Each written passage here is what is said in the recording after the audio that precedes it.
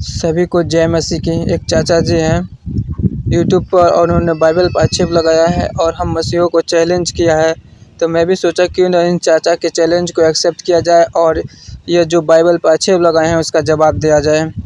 इसमें ईसाई मिशनरीज को खुला चैलेंज करता हूं कि वो डॉक्यूमेंटल तौर पर लिखित रूप से जो बाइबल में दर्ज है उसके आधार पर यदि वह यीशु का पुनर्जन्म सिद्ध कर दें, क्या बोला तूने? आई रिपीट, लिखे हुए के आधार पर, बाइबल में जो लिखा हुआ है उसके आधार पर यदि ईसाई मिशनरीज यह सिद्ध कर दें कि जीसस जो है वो पुनर्जीवित हुए थे, तो मैं ईसाई धर्म को मैं अडॉप्ट करूंगा, स्वीकार करूंगा, इनका पास्टर भी बनूंगा और आजीवन जो है ईसाई धर्म का प्रचार भी करूंगा।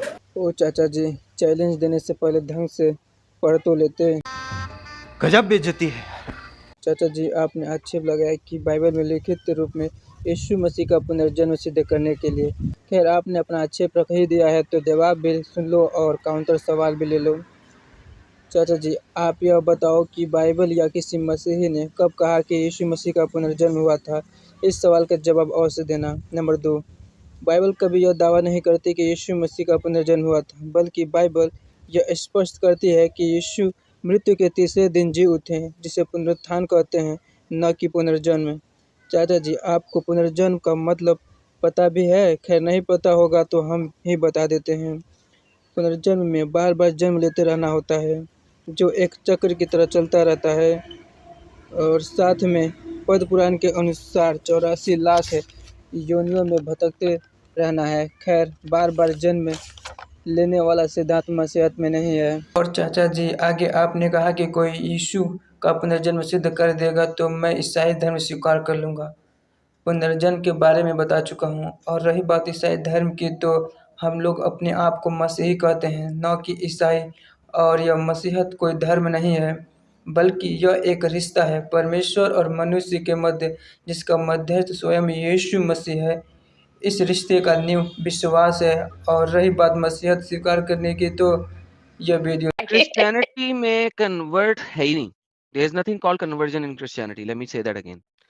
ये एक रिलेशनशिप है। मुझे पता है प्रभु यीशु मसीह, मतलब उन्होंने खुद बोला है कि धर्म को परिवर्तन करने के लिए नहीं, मैं मन परिवर्तन के लिए आया हूँ। मुझे इंग्लिश में नहीं पता और मुझे बट हिंदी में। हाँ जी, इन्विटेशन है, लव इन्विटेशन है, और लव में फोर्स नहीं होती, और लव को किसी ने एक्सेप्ट और ना एक्सेप्ट करना उसकी अपनी फ्री विल, अपनी मर्जी होती है। हाँ जी। अच्छा, अगर आप बाइबल की वर्स देखती हैं तो खुदावंद यीशु मसीह क्या फरमाते हैं, या उनके बारे में क्या फरमाया जाता है कि वो एक तोहफा है। तोहफा एक्सेप्ट किया जाता है। तोहफा पड़ा हुआ है, मैं आपको तोहफा देता हूँ, मैं कहता हूँ सिस्टर ये ले पकड़ें, ये कलम मैं आपको तोहफा दे रहा हूँ, आप लेना चाहेंगी तो आप लेंगी, नहीं लेना चाहेंगी तो नहीं लेंगी। तो यहाँ पे कोई परिवर्तन नहीं है, यहाँ पे कन्वर्जन नहीं है। It's a gift, you want to take it, you can take it, you don't want to take it, you don't take it. That's how it is. Secondly, it's a relationship. ये relationship है आपका खुदा के साथ। क्योंकि यीशु मसीह ने क्या फरमाया, उन्होंने कहा जब तुमने मुझे एक्सेप्ट किया, तुम अब खुदा के बेटे बेटी बन गए हो। You are now the sons and daughter of God. तो वंस अगेन, ये परिवर्तन और ये वाली चीजें और conversion, this is not part of Christianity. मैं ओपनली इसके ऊपर मल्टीपल टाइम प्रोक्लेम कर चुका हूँ, ओपन लाइव स्ट्रीम में कह चुका हूँ, एक दफा नहीं हजारों दफा कह चुका हूँ। There is nothing called conversion in Christianity. जो पास्टर, जो प्रीस्ट ये बात करता है, मैं उसके खिलाफ हूँ। It's a gift, it's a gift. लेना है ले लो, नहीं लेना, thank you so very much. ये कहना है, यदि ओल्ड टेस्टामेंट को ये लोग कोट जब करते हैं, तो यदि ओल्ड टेस्टामेंट सही है, बिल्कुल सही है, उसमें कोई कमी नहीं है, तो न्यू टेस्टामेंट क्यों? न्यू टेस्टामेंट की क्या जरूरत पड़ी है? और यदि ओल्ड टेस्टामेंट सही नहीं है तो उसको कोट क्यों किया जाता है? यदि वो सही है तो न्यू टेस्टामेंट की क्या जरूरत है? यदि न्यू टेस्टामेंट सही है तो ओल्ड टेस्टामेंट की क्या आवश्यकता है? चाचा जी, आप तो एक ही सवाल को कई तरह से घुमा फिरा के पूछ रहे हो, फिर भी खैर जवाब सुन लो। पुराना नियम मसीहा के आगमन के लिए लोगों को तैयार करने के लिए लिखा गया था। पहला यूहन्ना अध्याय 2 वचन 22 में इस प्रकार लिखा है, झूठा कौन है? केवल वह जो यीशु के मसीह होने का इनकार करता है, और मसीह का विरोधी वही है जो पिता का और पुत्र का इनकार करता है। यह अतीत में हुई ऐतिहासिक घटनाओं का एक संसाधन भी हो सकता है और नया नियम मसीह के जीवन को पुराने नियम में भविष्यवाणी की गई बातों की पूर्ति के रूप में दिखाता है। और यह हमें बताता है कि कैसे हम मसीह के अनंत जीवन के उपहार को स्वीकार कर सकते हैं। इब्रानियों अध्याय 3 वचन 15 में इस प्रकार लिखा है, जैसा कहा जाता है, यदि आज तुम उसका शब्द सुनो तो अपने मनों को कठोर न करो, जैसा कि क्रोध दिलाने के समय किया था। पुराना और नया नियम दोनों एक मसीह जीवन के लिए उपयोगकर्ता मार्गदर्शक है। आप यहाँ पर बहुत सारे वचनों को देख सकते हैं, जैसे भजन संहिता अध्याय 25 वचन 4 और वचन 12, भजन संहिता अध्याय 32 वचन 2, भजन संहिता अध्याय 40 वचन 8, नीति वचन अध्याय 3 वचन 5 और 6, यिर्मयाह अध्याय 33 वचन 3, याकूब अध्याय 1 वचन 5। पुराना नियम और नया नियम दोनों एक दूसरे का समर्थन करते हैं। वे दोनों शिक्षा देते हैं कि हम विश्वास के द्वारा परमेश्वर के पास आ सकते हैं और यह कि वह हमें छुड़ाएगा और हमें पाप पर विजय दिलाएगा। उत्पत्ति अध्याय 15 वचन 6, उसने यहोवा पर विश्वास किया और यहोवा ने इस बात को उसके लेखे में धर्म गिना। इफिसियों अध्याय 2 वचन 8 में इस प्रकार लिखा है, क्योंकि विश्वास के द्वारा अनुग्रह ही से तुम्हारा उद्धार हुआ है और यह तुम्हारी ओर से नहीं वरन परमेश्वर का दान है। तीसरी चीज़ जो मैं जानना और पूछना चाहूँगा इन लोगों से, ठीक है, बाइबल में जो ये कहानियाँ जो दी गई हैं चमत्कार से संबंधित, ये 4 लोगों ने कहानियाँ लिखी हैं, यानी 4। लूकस ने अपने हिसाब से लिखा, मैथ्यू ने अपने हिसाब से, यूहन्ना ने अपने हिसाब से, और फर्दर अब जो भी एक बाकी है उन्होंने अपने हिसाब से लिख दी। तो मेरा यह सवाल है, यदि ये 12 लोग या 11 जितने भी जीसस के शिष्य थे, उसमें ये 4 शिष्य तो मेन थे जिन्होंने एक डॉक्यूमेंट्री लिखी जीसस के ऊपर कि हम वहां गए थे, फलां जगह गए तो फलां जगह में ये हुआ, फलां जगह गए तो फलां जगह में ये हुआ। ठीक है जी।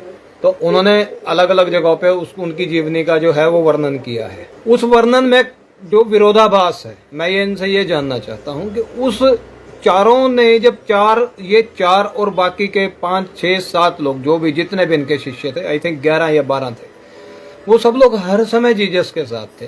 तो जब इन 4 लोगों ने बाइबल की रचना की, ठीक है जी, जब वो भी अलग अलग तरह से जो जीवनी लिखी गई है, उनमें विरोधाभास क्यों है? प्रत्येक 4 सुसमाचार एक अलग दृष्टिकोण से यीशु की एक सच्चाई प्रस्तुत करते हैं, लेकिन वे सभी एक ही कहानी बोलते हैं और वे सभी एक दूसरे के सहमति में हैं। इस प्रकार भिन्नताएं पूरक है परंतु विरोधाभासी नहीं। ब्रदर फ्रांसिस का यह वीडियो देखें। सबसे पहला सवाल आता है कि हमारे पास 4 अलग अलग गॉस्पल की किताब क्यों हैं? मत्ती, मार्क, लूका, यूहन्ना, ये 4 किताबें क्यों हैं? एक किताब क्यों नहीं है? हमारे सच्चाई का सामना इस प्रोग्राम में आने वाले दिनों में हम स्टडी तो करेंगे, लेकिन हल्का सा ओवरव्यू मैं आपको देना चाहता हूँ। जब आप मत्ती को देखते हैं, मत्ती जो है डिटेल्ड अकाउंट देते हैं, वो जीनियोलॉजी लिखते हैं। जीनियोलॉजी का मतलब वंशावली को लिखते हैं, क्योंकि मत्ती का जो ऑडियंस था, मत्ती जिनके लिए गॉस्पल लिख रहे थे, मतलब चारों लोगों ने यीशु मसीह के गॉस्पल को लिखा। किसको लिख रहे हैं? ऑडियंस अलग अलग है। मत्ती ने जिनको लिखा वो यहूदी लोग थे। यहूदी लोगों को ये देखना बहुत जरूरी था कि मसीहा जो है दाऊद की पीढ़ी से आ रहा है, इसीलिए मत्ती ने जो है वंशावली को मेंशन किया और वो उनका टारगेट ऑडियंस यहूदी थे। मिरेकल्स वहां पर ज़्यादा दिखाया मत्ती की किताब में, क्योंकि मिरेकल्स मसीहा करता है, ये ओल्ड टेस्टमेंट में पढ़ते हैं, यहूदी लोग अच्छे से इन बात को कनेक्ट कर पाएंगे। अब आते हैं मरकुस में। मरकुस जो है वहाँ के जेंटाइल्स को और वहाँ के रोमन शहर के लोगों को वहाँ पर लिखते हैं। और यूजुअली उन दिनों में जो है लोगों का जो लेटर होता था वो शॉर्ट रहता था, लेकिन फिर भी मत्ती ने बड़ा लेटर लिखा, मरकुस ने शॉर्ट लेटर लिखा। इससे हमको समझ में आता है कि शॉर्ट लेटर जो है उस समय के रोम शहर के आसपास के सिटीज के लोगों के लिए, जेंटाइल्स के लिए, रोम क्रिश्चियंस के लिए जो है मरकुस ने गॉस्पेल लिखा। यही आप लूका में आते हैं। लूका का पहला अध्याय वचन 1 से लेकर 3 तक जब आप पढ़ते हैं, वहां पर लूका खुद कहते हैं, थियोफिलस को जब लिखते हैं, कि मैं जो यीशु मसीह का डिटेल्ड अकाउंट लिख रहा हूं, डिटेल्ड अकाउंट मतलब जन्म से लेकर सारी चीजें, वो हिस्टोरिकल डॉक्यूमेंट है। लूक एक हिस्टोरियन थे, तो हिस्टोरिकल डॉक्यूमेंट में पूरा का पूरा कवर होना चाहिए। इसीलिए आप मत्ती में और लूक में जो है यीशु मसीह का सब कुछ डिटेलिंग देखते हो। मार्क में छोटा सा लेटर होने के कारण उसमें आप मेन बुलेट पॉइंट्स मार्क वहां पर प्रेजेंट करते हैं। यही अब यूहन्ना के किताब में आएंगे। यूहन्ना जो है वहां के ग्रीक फिलोसोफर्स, वहां के ज्ञानी, वहां के यहूदी, वहां के जेंटाइल एक जनरल गॉस्पल के समान उसको लिखते हैं। इसीलिए चारों गॉस्पल की किताब में थोड़ी बहुत जो है, किसी में ज्यादा इंफॉर्मेशन होता है, किसी में कम इंफॉर्मेशन होता है, किसी में इलैबोरेटेड इंफॉर्मेशन होता है। क्यों?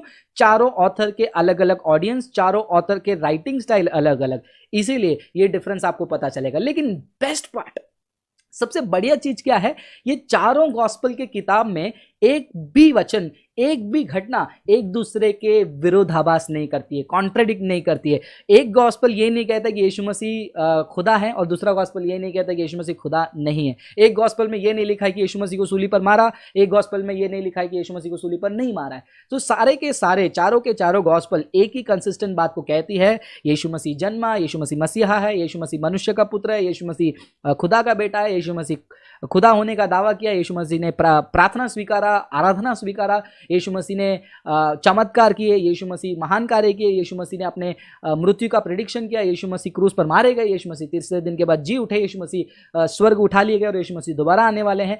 ये जो ऑर्थोडॉक्स टीचिंग्स है क्रिश्चियनिटी का, वो क्लियरली जो है चारों गॉस्पल में हमको समझ में आती है। देयरफॉर मेरे भाई, अलग अलग कॉन्ट्रडिक्शन नहीं है, रीजन यही है। जो चाचा जी, अब सेम सवाल मेरा है आपसे कि 4 वेद की जगह एक वेद क्यों नहीं है?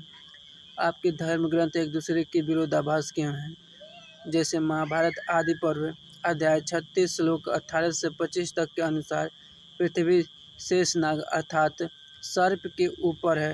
वेद के अनुसार अथर्ववेद कांड 4 सूक्त 11 मंत्र 1 में पृथ्वी बैल के ऊपर है। ये क्या है?